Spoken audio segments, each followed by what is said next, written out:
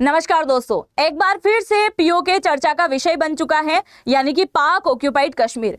क्योंकि हाल ही में पाकिस्तान के आर्मी चीफ, इनका नाम है आसिफ मुनीर, इन्होंने अपने स्टेटमेंट में कहा कि पाक ऑक्यूपाइड कश्मीर तो हमारे गले की नब्ज है। और जैसे इन्होंने ये कहा तो भारत की तरफ से प्रतिक्रिया आना स्वाभाविक था। पहली प्रतिक्रिया आती है कि जल्द ही पाक ऑक्यूपाइड कश्मीर को खाली करने की तैयारी कर लो।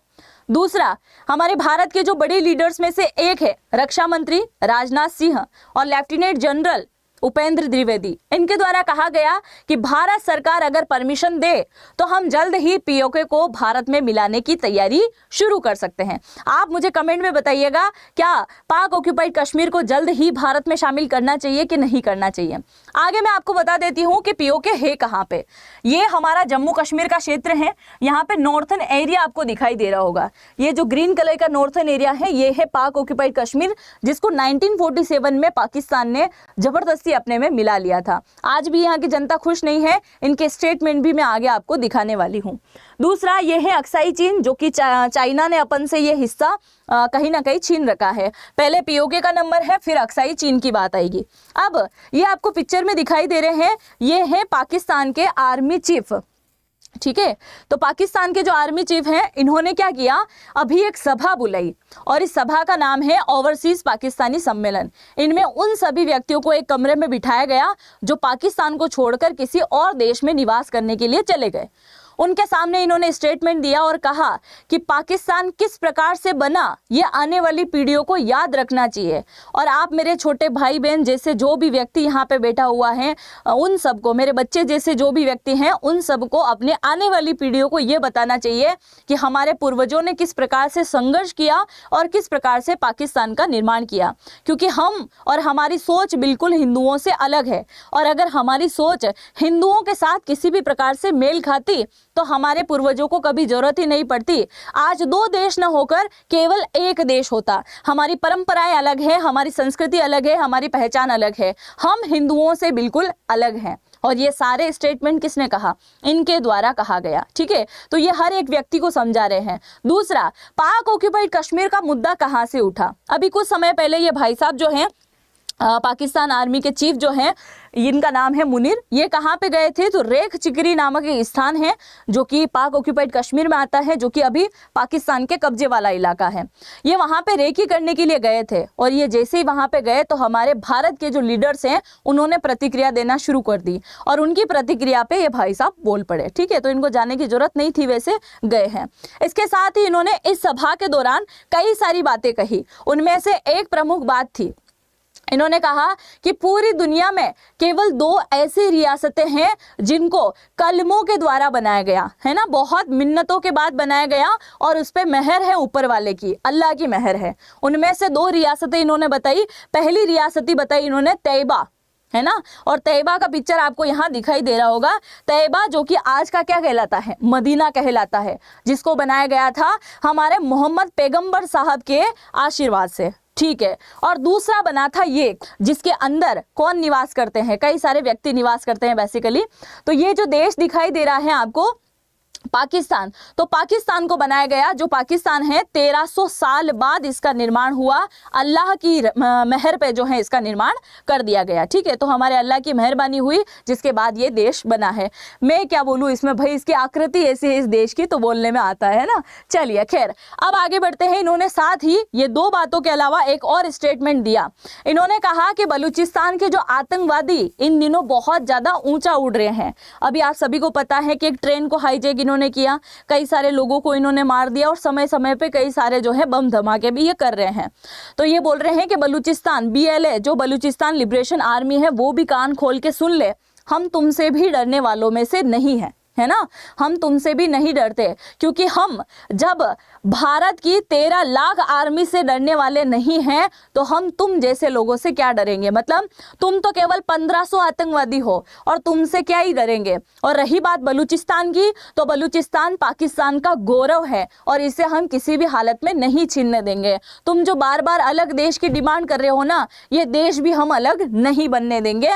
ये भी इन्होंने अपने स्टेटमेंट में कहा। साथ ही इन्होंने हमारी इंडियन आर्मी को भी ललकारा है। अरे आप मुझे कमेंट करके बताओ कि इंडियन आर्मी को ललकारने का मतलब क्या होता है। बस मुझे इसका मतलब लिख लेना कि इंडियन आर्मी को अगर किसी ने ललकारा तो उसका जवाब क्या होता है, बस मुझे ये जवाब चाहिए।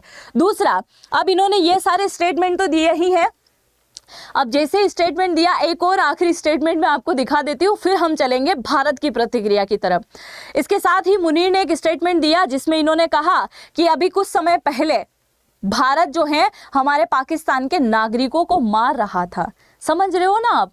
कुछ समय पहले एक न्यूज़ आई थी कि एक अज्ञात व्यक्ति के द्वारा इस आतंकवाद को मार दिया गया। हालांकि भारत ने उसकी कोई जिम्मेदारी अभी तक नहीं ली है कि भारत के किसी व्यक्ति के द्वारा उन सबको ठिकाने लगाया गया है, पर इन्होंने कहा कि कुछ समय से भारत जो है हमारे नागरिकों को मार रहा है और उनको बता रहा है कि आतंकवादी। आतंकवादी वालों को क्या ही आतंकवादी बोलना है ना, अगर कोई इंसान कैसा है उसको मुंह पे बोलोगे तो कैसा लगेगा। खैर यही वाली बात है। अब इनके ये सारे स्टेटमेंट जैसे ही पूरे हुए तो हमारे देश में जो विदेश मंत्रालय के प्रवक्ता हैं, इनका नाम है रणधीर जायसवाल जी।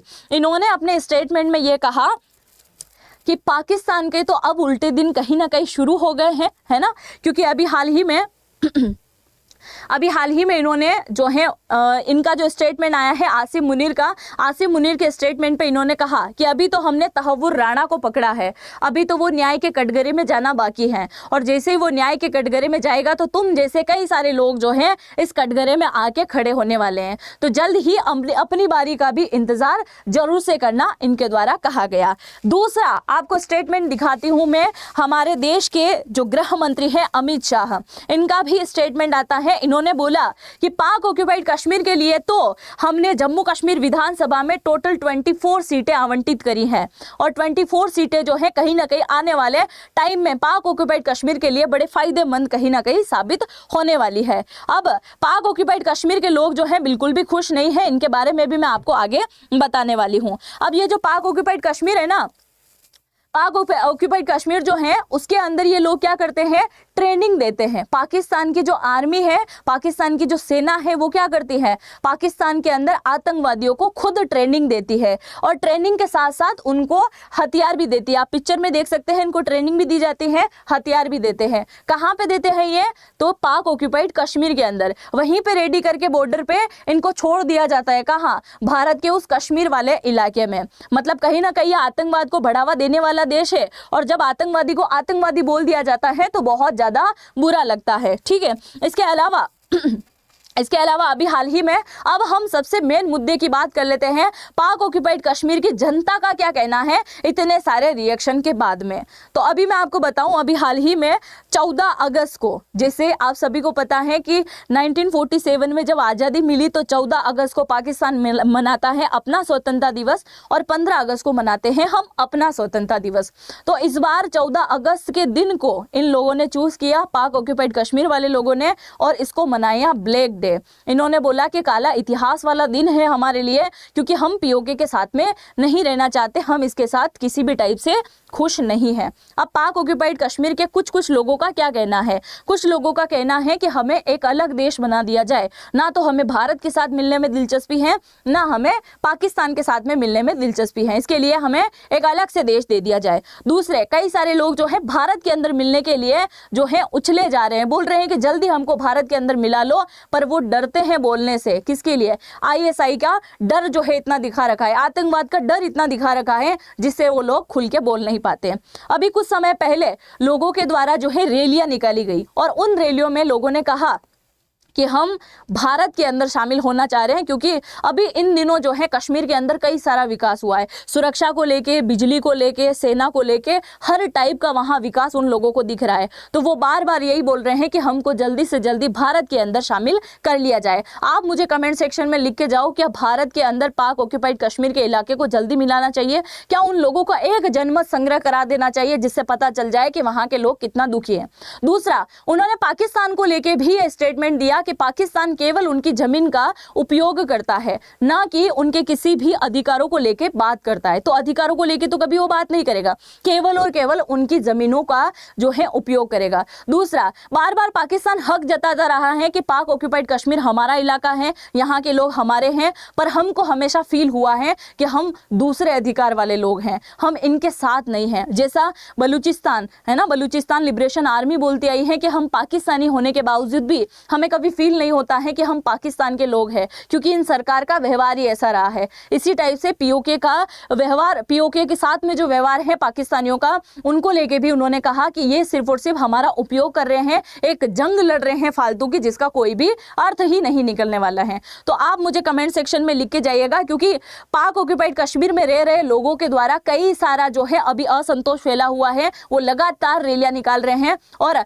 एक दूसरे देश जो है राजनीति के चक्कर में उन लोगों को भूलते जा रहे हैं। तो आप जो भी सोचते हैं अपनी राय जरूर से कमेंट सेक्शन में लिख के जाइएगा, और क्या पाक ऑक्यूपाइड कश्मीर के अंदर जनमत संग्रह कराना चाहिए ये भी जरूर से लिखिएगा, और ये 14 तारीख का ब्लैक डे मनाना इनका सही डिसीजन था या नहीं था, वो भी मैं जरूर से चाहूंगी कि आप सभी कमेंट सेक्शन में लिख के जाएं।